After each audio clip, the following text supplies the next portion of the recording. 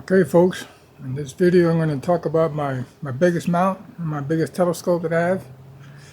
And I don't use it all that often because it's gigantic, but I'll tell you all about it. Let's get started. Alrighty, this is my software bisque MX mount. It's pretty heavy duty mount. It's an observatory mount basically. You can use it portable, but the mount itself weighs about 50 pounds without the counterweights, and the counterweights weigh 20 pounds apiece. And this telescope on top is an astrophysics Ap-130. It's a 5-inch refractor. It's got the lens is up in the front. It's a triplet, oil space triplet. They're handmade, and I got this one from a guy that used to own the telescope store here in Austin. He had to wait. He had to be on a 10-year waiting list to get this scope because they're handmade and they're really hard to get. And it came up for sale, so all I had to do was wait 30 minutes just to go to the bank and back. And but if you want one of these now, you have to get on well, actually, they don't have a waiting list anymore. They used to have a waiting list. Now they go by lottery. Anybody that wants one could sign up, and they'll pick a name out of the hat. And if your name comes up, then you get to buy one, assuming you got enough money. The mount is not as hard to get. This mount is like from 2014. It's called a Paramount MX. Made by a company called Software Bisque. And these mounts are also handmade. They're made here in the United States. And they run a software called the SkyX. And it runs off a laptop. I see I have the SkyX. Let's see. Running on my laptop right there. It's daytime, so it's just a daytime view of the sky, but over here on the left it shows you all the stuff you need to operate the mount: the auto guider, the camera, the filter wheel, and the mount itself. It's all controlled through the laptop. The telescope has a dedicated camera back here. It's a black and white camera. And then this little thing right here is the filter wheel. It's got, let's see how many filters. It's got 7 filters in there. It's got a clear filter, and then it's got a red filter, a blue filter, and a green filter. That's in case I want to take color photos. You have to take one photo to the clear filter, one to the red filter, one to the blue filter, and one to the green filter. And then you combine those 4 photos and you get a color photo. And then it also has narrowband filters. I believe one of them is H alpha, one of them is oxygen 2 or 3, and sulfur 2 or 3. I forget which way they go, but it's one's oxygen, one's sulfur, and one's hydrogen alpha. And those will take pictures through my light polluted Austin skies. It just cuts out most of the light, and it lets you image nebulas, and it blocks out most of the light pollution, so you could photograph from my backyard. It's still better to photograph from a dark sky side, but through narrowband filters you could do it here in Austin.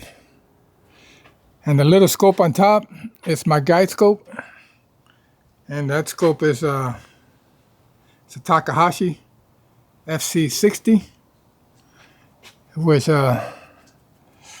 these are probably the 2 best brands as far as telescope is concerned. It's the Astrophysics and Takahashi.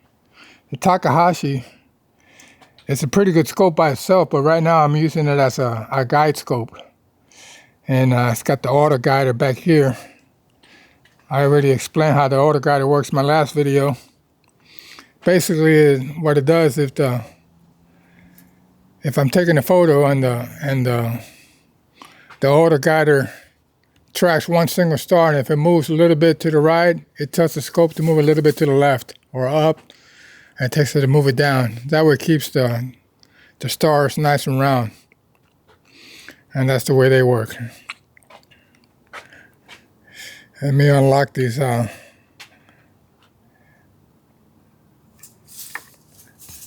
axes right here. I unlock it here and here. And that shows you how smooth this the scope, man. It's like butter. This thing is super smooth. This thing is made in a high-end machine shop, so this thing is real precise. Let me lock this one.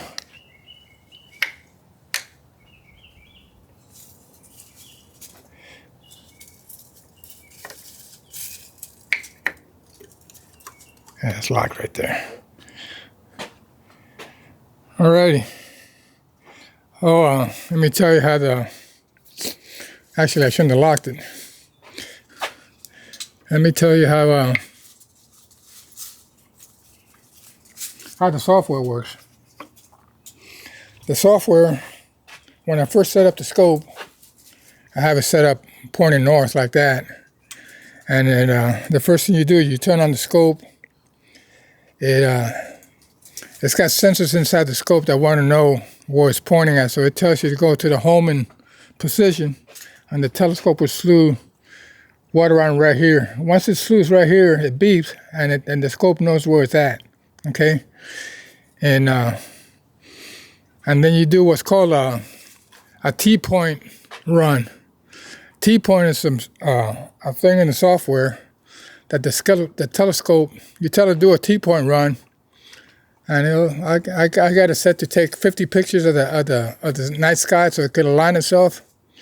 And but you notice I got trees all over the place, so I can't take a picture here, and I can't take a picture right there because I hit the trees, and I can't take a picture over there because I hit that tree, and I can't take a picture there because I hit that tree. All this it does it all automatically, so you can't. If it decides to take a picture here, there's nothing you can do about it. But with the software, what I did with the software is I used this program on my iPad called Theolite, and what it does, the iPad will see. I put my iPad here, and it'll tell me that top of that tree right there is about 35 degrees. On the top of this tree here is like 45 degrees. On the top of this house here is like 28 degrees. And then the top of my yard back, that tree back there is like 48 degrees. And this one's like 50 degrees. And so on. And this one's a little bit higher, like 52. Anyways, on the software, I draw a map of all these, or how my all I could see in the sky. So I tell it to avoid all this whole area, to avoid my house, avoid that tree up there, avoid that tree. So when it does a T-point run, it'll go to right here, take a picture, and avoid that tree, and it'll go right here and take a picture, and it'll go right here and take a picture, and they could photograph everything up here because there's nothing blocking it. And then it'll come over here, and it'll avoid that tree right there, and it'll take a picture, and then it might avoid that tree. Anyway, it takes like 50 pictures all over the sky, and it avoids all the trees. So I don't have to sit there and babysit it. I just tell it to take a T-point run, and it avoids all the trees automatically. Let me lock it back up.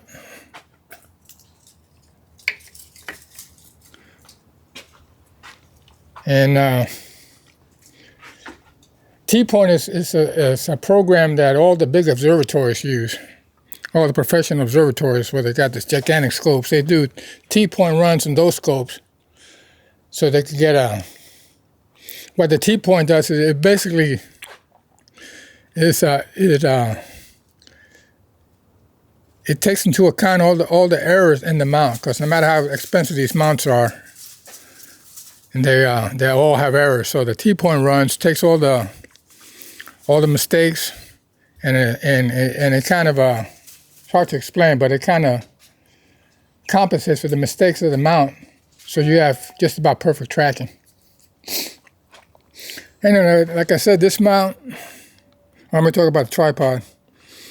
This is the tripod that it came with. It's one of my favorite tripods, but you can see, as big as that tripod is, and that tripod will hold a couple of 100 pounds worth of gear, probably more than that. This one is a massive tripod. I forget what brand it is. They don't make them anymore. Well, actually, they don't make neither one of these anymore. Software Biz makes this tripod. They make a similar tripod, but I think it's actually cheaper than this one. And the guy who made this tripod, I think he was also the designer of this tripod. But I think he must have died or something, because they don't make these no more. But these tripods, man, if you can find one, they don't come up for sale too often. But I got super lucky. The guy that I bought this mount from, first of all, he lived here in Austin, and he had this mount, this tripod, and that tripod. And I bought them like dirt cheap. I bought the whole setup, man, real cheap, like half price. And they still make this mount, but if you want to buy this mount today, it's like $13,000, and there's another $3,000 for the tripod. But I didn't pay that nearly that much. And the telescope they also make, Astrophysics makes a 5-inch refractor. It's almost identical to this one. The only difference is that it comes apart. It unscrews right here, so if you want to put it in an airline bag and take it in an airplane, it splits up so you can carry it on. It's still pretty big though, so I don't know how you're going to carry all the rest of your stuff, but at least the telescope you could carry on into the airplane. And that's basically the only difference between this one. This one is like a 2003 model, and the last one they made of these was like 3 years ago. Right now, I think he's making the 4-inch model, which is the 110, the Ap-110. This one's the Ap-130 F6. And when I bought this one, it didn't come with this thing here. What the hell is this thing? This thing is a field flattener. And what a field flattener does, it does exactly what it says it does. It flattens the field. Since the lenses are up here in the front, most telescopes, you see them in front, they have a curve on them to give you the magnification. Well, that curve, when it comes to photography, it messes you up, because when you put the camera back here, when you take a picture, the center of the stars are pinpoints, but the ones towards the edge are kind of oblong because the field is not flat. So you have the stars look like that on the edge all the way around. And what a field flattener does, it flattens the field. It does exactly what it says it does. It shrinks the stars on the edge back down so they're all nice and pinpoint. And when I bought this, when they made the scope, they made a lot more scopes than they made field flatteners. And back in 2003, not everybody was into astrophotography. Most people were into visual. So most people that bought this scope didn't buy the field flattener. The only people who bought the field flattener are the people who were into astrophotography. So then when I bought this scope, I didn't have the field flattener. So then I tried to find one, and the people who have them he only made so many field flatteners, then he quit making them. And then the people who have the field flatteners, they don't want to give them up. So I had a real high-end photography scope with no field flattener. And then finally, a few years ago, I had so many people that owned the scope that finally realized how good they were for astrophotography that they started calling up the factory and say, hey man, when are you going to make another field flattener?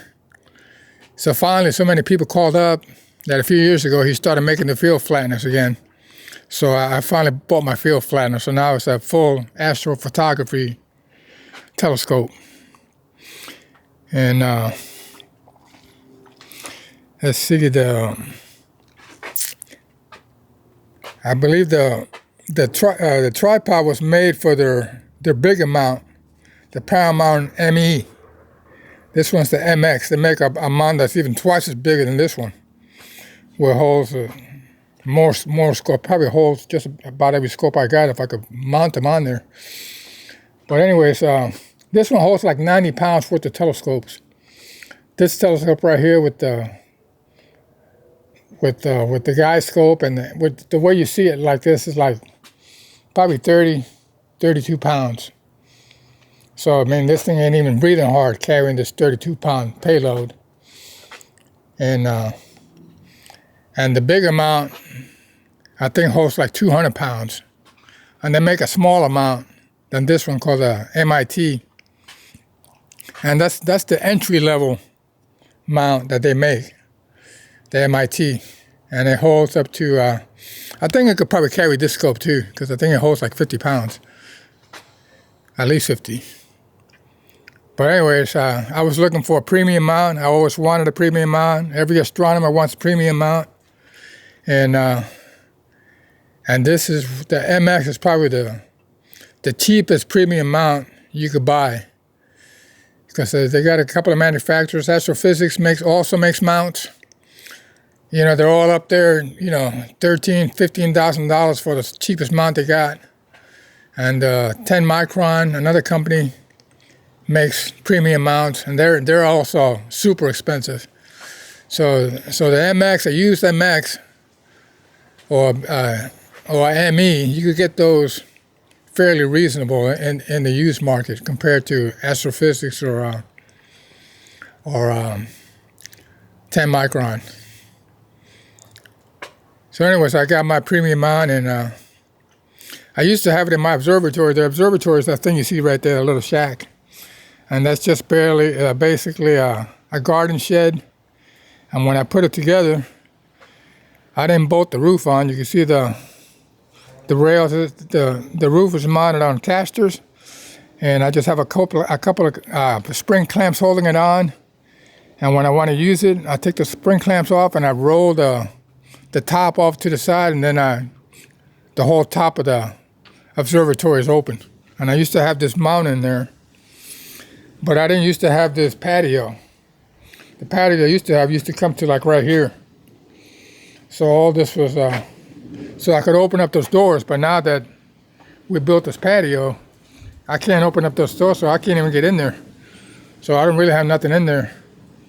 But this mount used to be in there, permanently set up, and whenever I use it at night, it was already set up like this. And I rolled off the roof. Oh, and I had this tilted sideways like this, so it will fit without this. Because standing up like this, it will hit the top of the roof. So I would lay it down on the side, so it cleared the roof. So anyways, one of these days I'm gonna build another observatory with the doors facing this side, so I could get in it and start using it again. But this is what I used to have in there, and it was in there permanently, so I didn't have to set it up. Because setting this thing up takes a while. Because, you know, like I said, but you know, it's not too bad, especially with this tripod, because this tripod is only like 25 pounds. And if you get a tripod like this, then you set up your tripod, and then you set up this, you put this thing on top with these little bolts right here, and it doesn't have the weights on it, all this arm. So I will have that off. So I basically just put this on top of the tripod, tying up these little 4 things, and then I screw the counterweight shaft on there, and then I put the 2 counterweights. Those counterweights weigh 20 pounds apiece. And they're stainless steel, so those suckers ain't cheap. If you need to buy some, luckily, you know, mine came with 2, so I don't need any more. And then once you have that set up, then you put your scope. The scope is already set up with all this stuff already on it. It slides in and out of this dovetail plate. So I just slide the scope on it, and I tighten it down, with these two little screws right there. And then the way the cabling works, you got your 12 volts that comes in, actually it's 48 volts. It's got the big old power supply right there that converts everything to 48 volts. And then you got your hand controller here. And then you have your USB cable that comes here, it goes to the computer. And then the cables run through the mount. And then they come out of this stuff to a plate right here. And then you have one USB cable that goes to the camera. Then the other USB cable goes to the auto guider. And then have another short USB cable that goes to the filter wheel. And all that is controlled through the software. And I think that's about it. The feet on this one I like because you could adjust them right here. Because as heavy as this thing is, you know, you need an easy way to adjust it. This one was even easier because you could adjust it right here without having to bend down. That's why I like this tripod. But for some reason they quit making this tripod. So now I think you have to adjust them on the bottom just like that one. But this one was a whole lot easier because you adjust it right here up on top. And also this plate rotates, so you can spin this thing all the way completely around. And you have to polar align the mount with these things here. These are fine adjustments, and it moves the mount this way. And then you have another adjustment right here that tilts the mount this way. That's why it's tilted like that, because I have this thing adjusted. And you see these index marks right here, and then you got index marks right here. And since the software, it's called the SkyX, is built for these mounts. When I do a polar alignment, if my polar alignment is off, it'll tell me to turn it, 3 revolutions to the right. It'll tell me to turn it right now 3 revolutions, and then 4 or 5 clicks, whatever these marks are right here. And then that will get it lined up this way.